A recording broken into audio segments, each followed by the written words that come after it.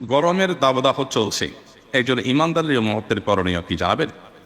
ভয়াবহ গরম চলছে তাই, এবং এত বেশি গরম পড়ছে যেন মধ্যপ্রাচ্যের গরম আমরা আঁচ করছি।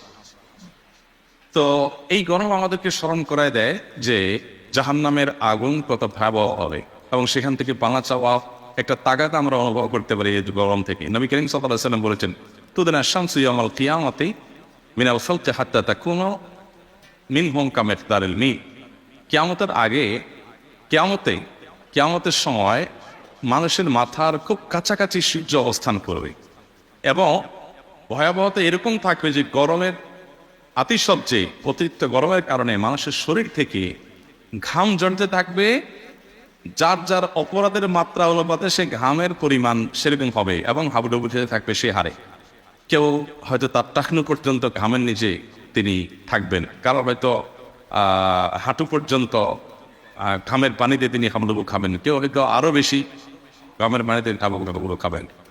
মানে ঘামের পানিতে মানুষ হাবুডুবু খাবে, পরিস্থিতি কি হতে পারে সেটা শুধু আমরা জানলাম হাদিসের মাধ্যমে, কিন্তু এর বাস্তবতা একমাত্র আল্লাহ তাআলা জানেন। এত বেশি ঘাম ঝরলে মানুষ তো বাঁচার কথা না। পৃথিবীতে মানুষ অতিরিক্ত ঘাম যদি ঝরে, অতিরিক্ত ঘাম ঝরার কারণে পানি শূন্য হয়ে মানুষ মারা যায়, কিন্তু সেখানে তো মানুষ মারা যাবে না, শুধু কষ্ট হতে থাকবে, কিন্তু মৃত্যু হবে না। মৃত্যু বলতে কিছু আর থাকবে না, হয় সুখ আর না হয় দুঃখ অনুভব করতে থাকবে। এই জন্য এই গরম আমাদেরকে জাহান্নামের গরমের কথা, কিয়ামতের গরমের কথা স্মরণ করিয়ে দেয়। সেই গরমে আল্লাহর আরশের নিচে যদি ছায়া পেতে হয়, তাহলে 7 শ্রেণী মানুষের কোনো একটাতে আমাকে ডুবতে হবে। যৌবনকে অন্যায়, পাপাচার, জেনা, ব্যভিচার, অবৈধ এবং খারাপ রিলেশন থেকে বাঁচাতে হবে, এবং আল্লাহর জন্য ভালোবাসা, আল্লাহর জন্য শত্রুতা, এবং কোথাও একত্র হলে আল্লাহর জন্য, পৃথক হলে আল্লাহর জন্য।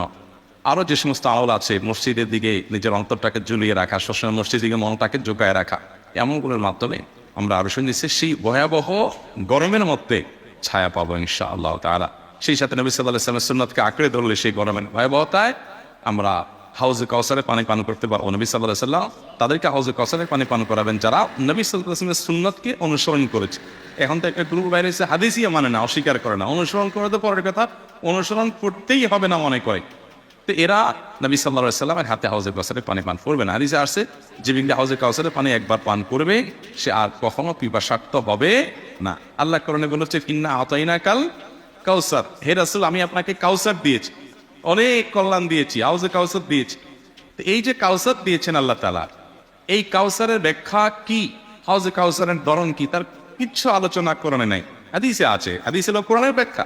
এখন যদি কেউ হাদিসকে অস্বীকার করে, তাহলে সে কোরআন বুঝতে পারবে না, আর না তো অপব্যাখ্যা করতে হবে, নিজের মন গড়া ব্যাখ্যা করতে হবে। অতএব গরমের আতিশয্যে আমরা জাহান্নামের কথা স্মরণ করবো। হাদিসে আসছে যে জাহান্নামের দুইটা ভাব, একটা গরম একটা ঠান্ডা। এই ভাবটাই পৃথিবীতে শীত এবং গ্রীষ্ম আকারে আমরা দেখতে পাই। অতএব এগুলো যখন খুব তীব্র অনুভব করবো, তখন আমরা আল্লাহর কাছে পানা চাইবো, আল্লাহর কাছে আশ্রয় প্রার্থনা করবো। এর বাইরে গরমের আতিশয্যে আমরা পানি পান করাতে পারি। নবী করিম সাল্লাল্লাহু আলাইহি ওয়াসাল্লামকে জিজ্ঞাসা করা হয়েছে, আইয়ুস-সালাতাতি আজাব, আল্লাহর কাছে সবচেয়ে প্রিয় দান কোনটা? তখন তিনি বলছিলেন, আল মা, পানি পান করানো। মানুষকে, পশু পাখিকে, প্রাণীকে, বিভিন্ন জীবজগতকে পানি পান করানোর চেষ্টা করা দরকার গরমের সময়টাতে।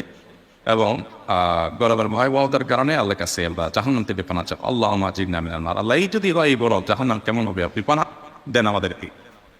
আল্লাহ বলেছেন তার রাসূলকে, কুল নারু জাহান্নামা আশাদ্দু হাররা, হে রাসূল আপনি মানুষকে জানিয়ে দিন যে জাহান্নামের আগুন হবে গরম এর চাইতে অনেক ভয়াবহ, অনেক ভয়াবহ। দুনিয়াতে আমরা যে আগুন আঁচ করি, এই আগুনের 70 গুণ বেশি উত্তপ্ত হবে জাহান্নামের আগুন। আল্লাহ আমাদের সে আগুন থেকে, সে আযাব থেকে বেঁচে থাকার তৌফিক দান করুন।